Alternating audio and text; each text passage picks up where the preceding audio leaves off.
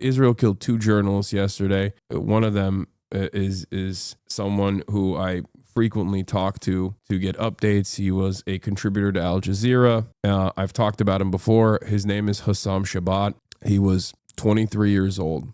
Israel had put him on a leaflet alongside 5 other journalists a couple months prior, which was a death sentence. And I reached out to him at the time when I saw that, and you know, he did not seem discouraged. He was steadfast, and till the very last breath, he was trying to put the word out about what was happening to his people, what was happening to the Palestinians. Dylan Saba had a really good statement on this. Hossam was 23 years old. Israel killed him. At age 7, he saw Israel's ground invasion of Gaza that killed 1,400 Palestinians. At age 10, a major air assault. At age 11, another ground invasion that killed 2,200. At age 19, another massive bombing campaign. He faced a genocide his entire life as the world conspired to forget and erase his existence and those of his people. We will never erase the moral stain of this horror. Yeah, Israel is deliberately targeting the last couple of journalists that are basically alive in Gaza at this point.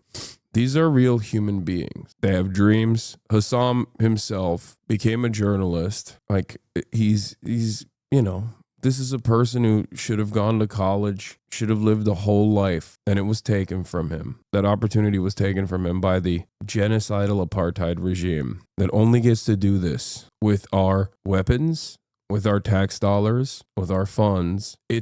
I don't know what else to say. Here is his final statement from his team. He wrote this. This is Hossam's team, and we're sharing his final message. If you're reading this, it means I have been killed, most likely targeted by the Israeli occupation forces. When all this began, I was only 21 years old, a college student with dreams like anyone else. For the past 18 months, I have dedicated every moment of my life to my people. I documented the horrors in northern Gaza minute by minute, determined to show the world the truth they tried to bury.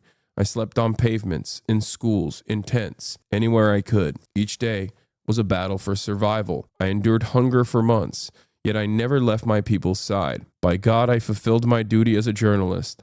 I risked everything to report the truth, and now I am finally at rest, something I haven't known in the past 18 months. I did all this because I believe in the Palestinian cause. I believe this land is ours, and it has been the highest honor of my life to die defending it and serving its people.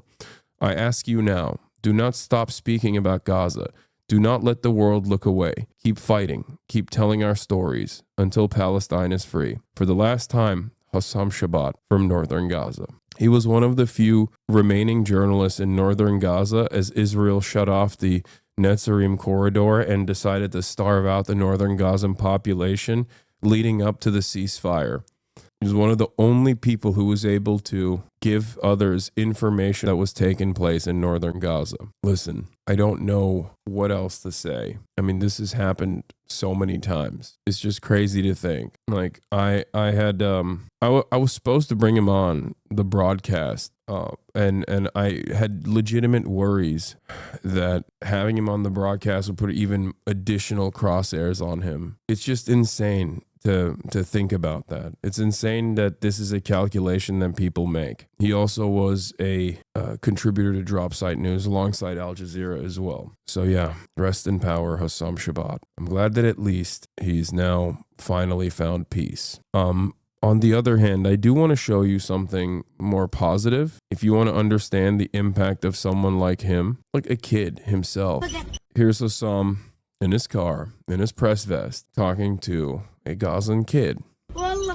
She says, I swear I missed you. They said that you were martyred. Why? You mean why? When the occupation entered the north. We were about to mourn you, man. I swear. Was it that bad? We missed you. What do you believe in? He asks, and she says that there's no God but Allah.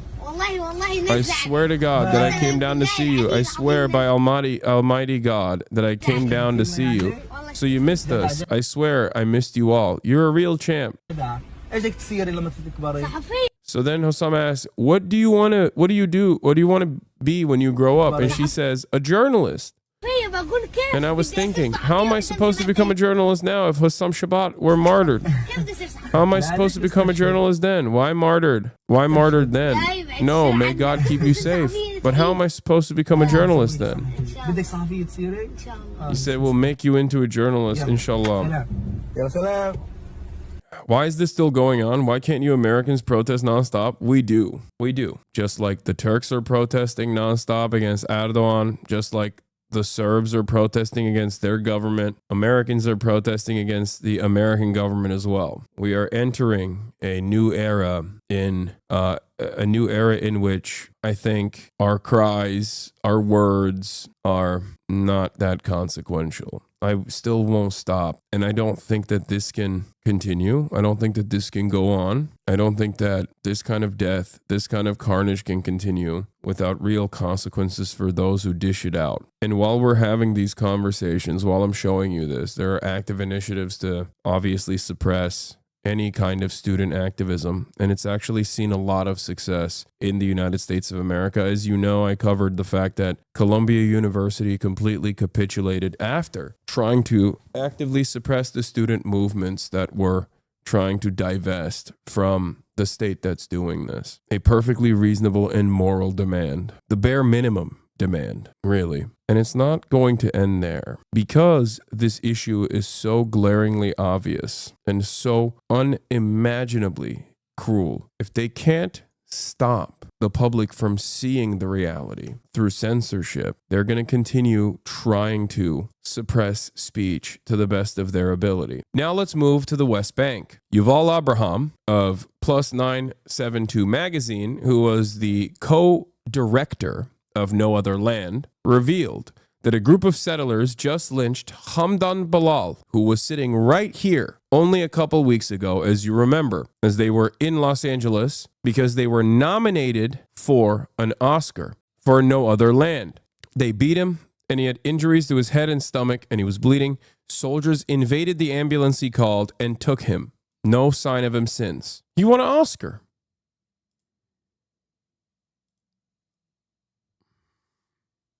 All the while, the American government is desperately trying to do everything it can to stop you from, one, seeing this truth by actively suppressing those who speak out against it, both on the political front and also on the platform side. They're going to go after social media platforms. I'll keep using the limited time I have on this earth to bring awareness to the horrors that all oppressed people experience, because I think ultimately that's what everyone should be doing. Any amount of privilege you have, you should use towards this goal.